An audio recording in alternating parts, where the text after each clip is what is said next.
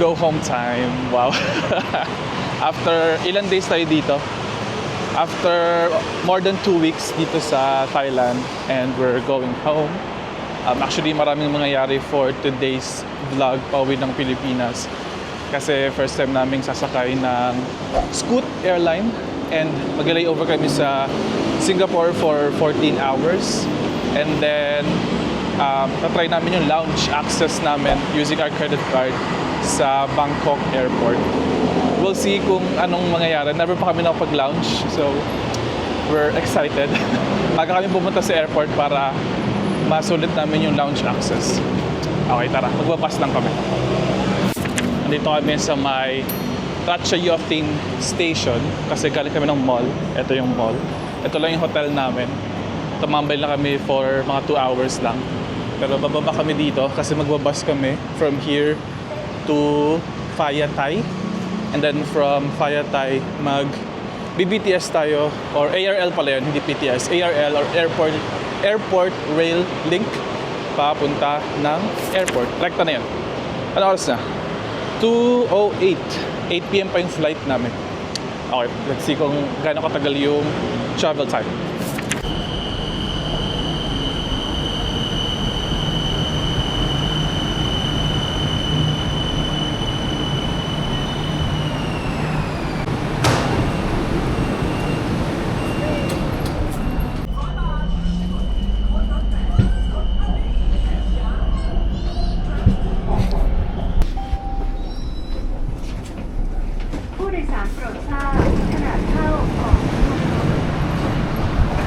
From here sa BTS, mag-transfer tayo to ARL or Airport Rail Link.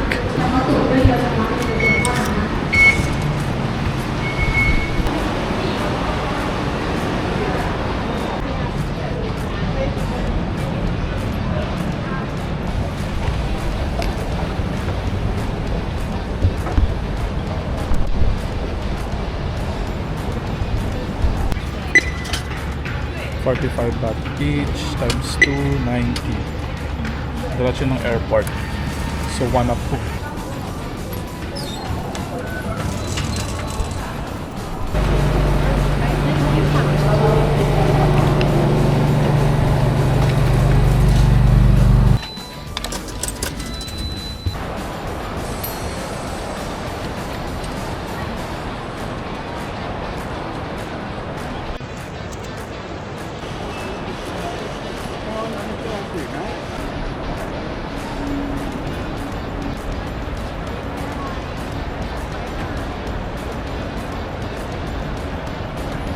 I'm through security and boarding pass check. Si JP naharang kasi hindi gumagana yung machine or hindi na-detect yung passport niya dun sa machine. So, waiting pa ako sa kanya. Ay, ito na pala siya. Ano nangyari? Lagi akong hindi nakakalusot sa e-gate. Sa e-gate, no? Tapos, ang agenda namin ngayon ay pumunta kami sa Miracle Lounge. Andito lang siya eh. Nalaki dito. Ayan, kita nyo ba? Miracle, ito yan. Miracle Lounge. Tara. Dito na sa left. Ito yung security. And ito na yung boarding area. Ang ganda ng pa-welcome, no? Okay, tara. Punta tayo ng Miracle Lounge. Hinahanap pa rin namin yung Miracle Lounge. Medyo mahaba na ang nalalakad namin. So, Miracle ba? Oo. Miracle pag ano nun siya, nahanap nyo na siya. Ako kasi meron akong credit card ng East West na JCB Platinum. And meron silang program through A Lounge. Ay, hindi. Mali, hindi A Lounge. Lounge Key. Ito yung Lounge Key. Ayan. Kasama yung Suvarna Bhumi Airport sa pwede mong puntahang lounge. Ayan, dito. Mag-generate lang nung QR. Ito, sa card. And ito na yung papakita doon sa lounge para makapasok. Kung makapasok tayo. First time natin. Tara.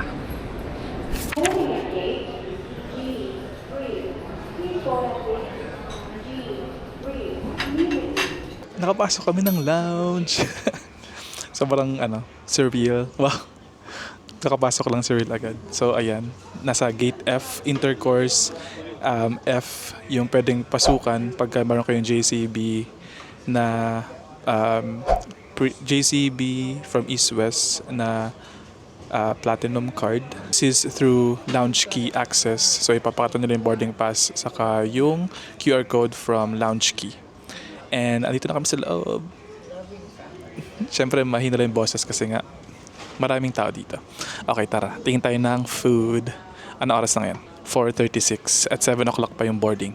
Tara, let's go. No, 7:30 yung boarding. Let's go. Pwede rin pala yung sa credit card na Black Maya. Tama ba? Black yun, diba? Oo. So, meron kayong, it's gonna be via Dragon Pass. Eto, kita nyo ba? Ayan, Dragon Pass. Yung sa akin kasi Lounge Key Pass. So, yung sa credit card na Maya, na Black, meron kayong access 1 per quarter. So, as you guys can see, nagamit na niya yung kay JP. So, next quarter na siya, which is April 1, yung pwede niyang gamitin ulit. Okay. Okay na? Tara, kain na tayo. Meron ditong mga wine, gin, ano to? Bourbon whiskey. Ano pa yung ibang meron dyan? Mga alak, basically. Wag tayo dyan. Mga tea, may Ovaltine, mga juice, may coffee, and may bread. Ice cream. So, makakarami tayo na ice cream. May mga drinks din. May Coke. Ayun, may Coke. May Coke Zero ba? May cow milk. Ayaw, pag may cow milk pala. Kasi maggagawa ka ng ng coffee. And may bread, nuts, pastries, and mga vegetables. Ano to? Parang masarap. Fried noodles. Ito. Stir-fried teriyaki, green curry, steamed rice, and mushroom soup. Meron ding mga fruits. Okay, that's it. Kuhan tayo ng food. Ito na ang aming first round. Round 1 of 10. Dami namin nakuha. Okay, kain mo kami.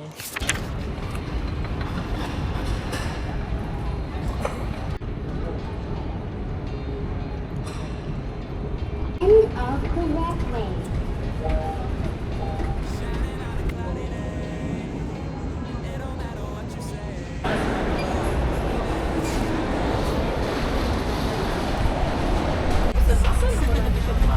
Anda ko dito taga.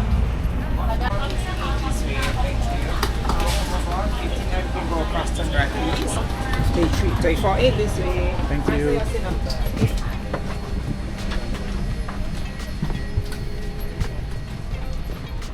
Hello. We're here na sa loob ng aircraft.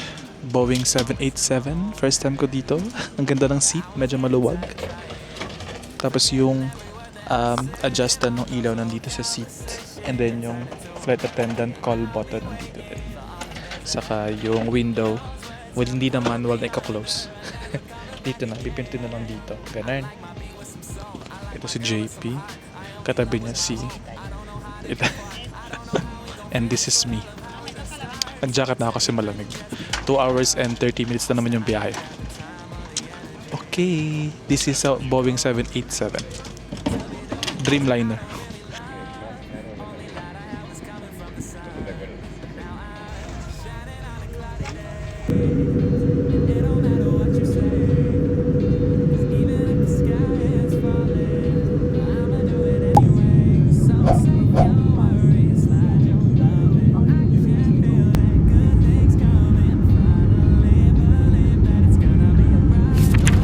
If you find one, I will put you in one. Touchdown, Singapore. Hinabot din ng mga 2 hours and 30 minutes yung biyahe. Hindi naman na-delayed, kaya all good. We're gonna have a 14-hour layover here. So, mamaya na kami lalabas kasi 5 a.m. pa naman yung bukas ng mga public transport papuntang city. Anong oras pa lang? Lobat na pala yung phone ko, ay yung smartwatch ko. I think magto 12 a.m. local time. So mag-work pa na ako dito sa loob ng airport. Si JP inaantok na. Okay, punta mo tayo ng immigration. Kailangan na ng Singapore arrival card. Nasa online lang naman yun, so very easy. And walang tatak ang passport dito sa Singapore. Okay, tara. Doon lang naman yung arrival hall ng Singapore if gusto nyo nang lumabas. If hindi, pwede pa kayo dito magstay sa loob ng arrival hall. Yan. Marami naman ditong mga upuan. Ito lang guys yung itsura ng immigration nila. Puro machine lang yung... Si JP kasi lagi may problema yung niya, mukha niya. Hindi na read ng machine. It's my uniqueness. Ganun lang yung immigration area ng Singapore. Puro machine lang. Wala pa akong energy kasi kaya kagising ko lang. Umidlip ako ng mga 1.5 hour. Dito lang sa may floor ako nakatulog. Ang sarap nga eh. Parang sobrang himbing ng tulog ko. Okay. We're through immigration. Now let's exit. Ayan, okay na kami. Nakalabas na kami mismo ng Singapore. Lakad lang naman dire-diretso papuntang customs and then exit. Ang next agenda is itong baggage storage para iwan yung mga baggage namin kasi we only have 8 hours dito sa Singapore. Ito na pala yung Terminal 1 pala kami guys. Ito na yung may vortex, yung may waterfalls dito, somewhere here. 10 a.m. pa nagbubukas eh. Okay, update. Ayaw na JP kasi mahal daw. $11 yung pinaka mura na ganito. Dapat below 10 kg. Okay, mag-exit tayo and maghanap tayo ng transpo pa punta ng city. Bus to city. Nasa pinaka lang to, pinaka underground. And if you guys didn't know, Singapore is cashless. Kahit yung bus and train, pwedeng debit card or credit card. Tap in, tap out. Let's go. Sasakyan natin rekta to city, bus number 36, Tomlinson Road. Ayan. Diretso na dyan sa may Merlion, and then pagkababa doon, it's just gonna be 9 minutes walk. Let's test the GCash.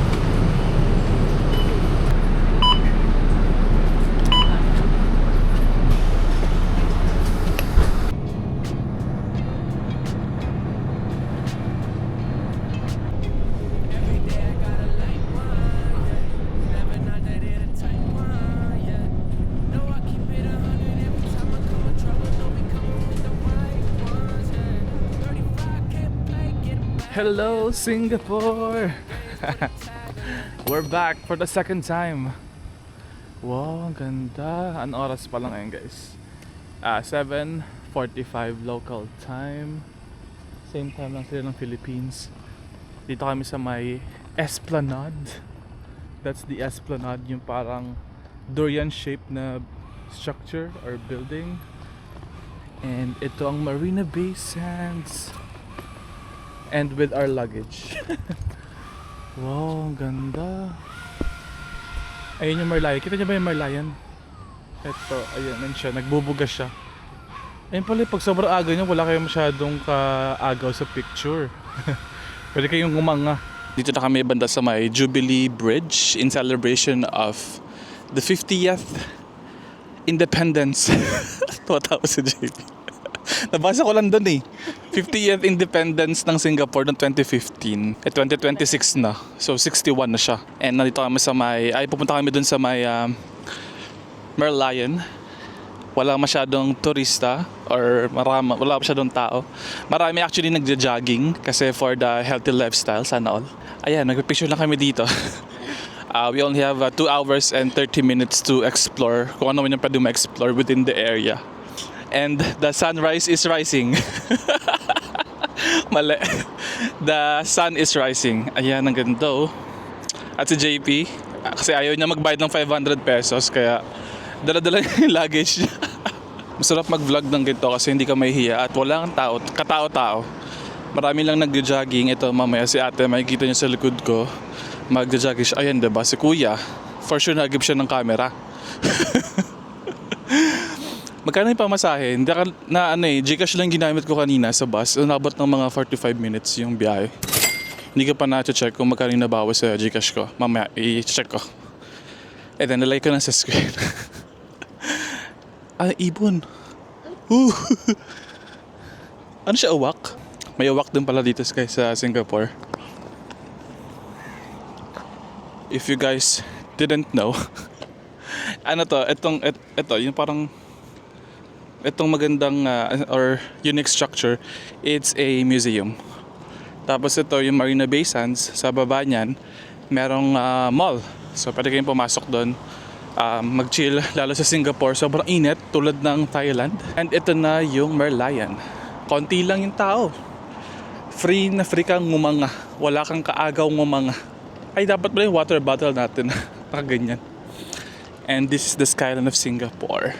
I ain't getting lit cause my future too bright. Joey hit me up, I said it's just on site. No, it's too nice. No ops, no lights, new heights that we never hit before, and I'm feeling too high. Gotta roll like a road on. Major difference is the platinum and the gold songs.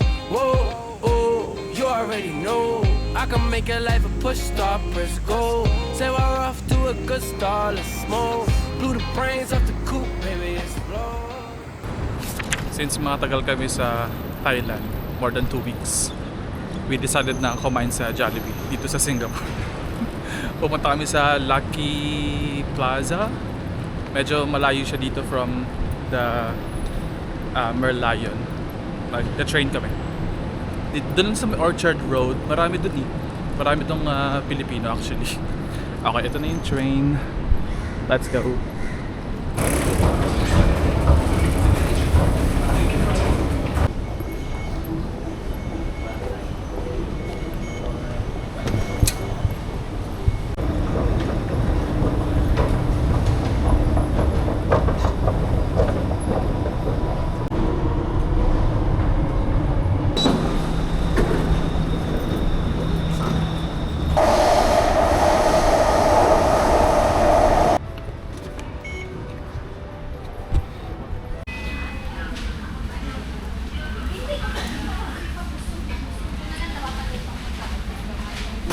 Satisfied sa meal.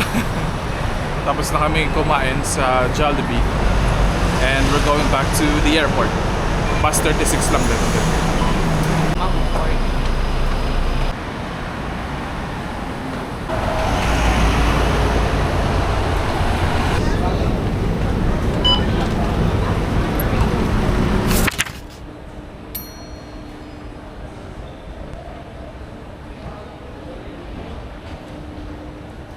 We're back in Terminal 1. Hindi pa pwedeng mag-print ng boarding pass kasi maaga pa. 2:50 pa yung flight namin. Ano oras pa lang? 10:20 AM pa lang. Though meron naman na kami boarding pass sa online, kaya okay na rin dumiretso sa immigration, pero gusto sana namin yung printed ticket. For now, gagawin namin, pupunta kami ng Terminal 3 using yung SkyTrain. Never ko pa rin na-experience yun kasi kita mo yung vortex. Alam niyo yung vortex? yung waterfalls dito sa Terminal 1 ng Changi Airport. Ito na yung SkyTrain to Terminal 3.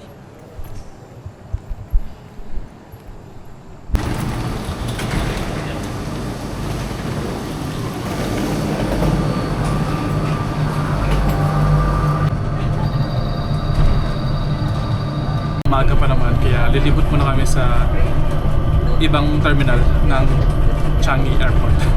Na-try namin yung slide, kung open yung mismong slide.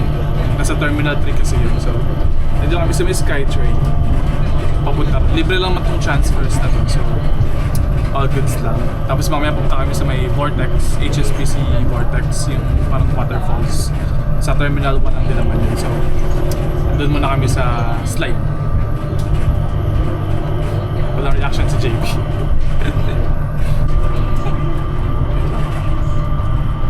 Sino ko si Uncured? Ito na yun.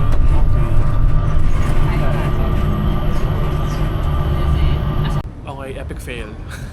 Sarado yung slide dito sa Terminal 3 under maintenance. Pabalik na kami dun sa Terminal 1 para It don't matter what you say.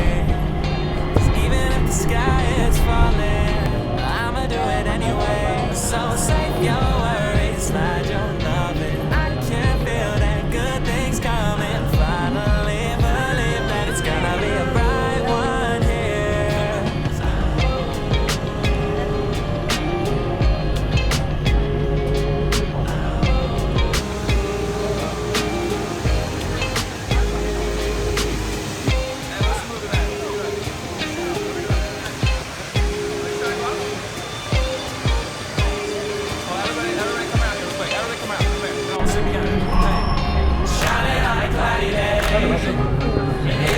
What you say? Even if the world is ending, I'ma do it anyway. So save your worries, slide your love in. I can feel that good things coming. Finally believe that it's gonna be a bright one, yeah. Para ma-experience nyo yun, sakay kayo ng SkyTrain from Terminal 2 to Terminal 3 and vice versa. Libre lang naman yung SkyTrain, so pwede kayo magpabalik-balik para makakuha ng magandang shot ng HSBC Vortex. Okay, tara na. Pasok na tayo sa ating flight. 12:30 na and 2 p.m. yung ating boarding. Let's go!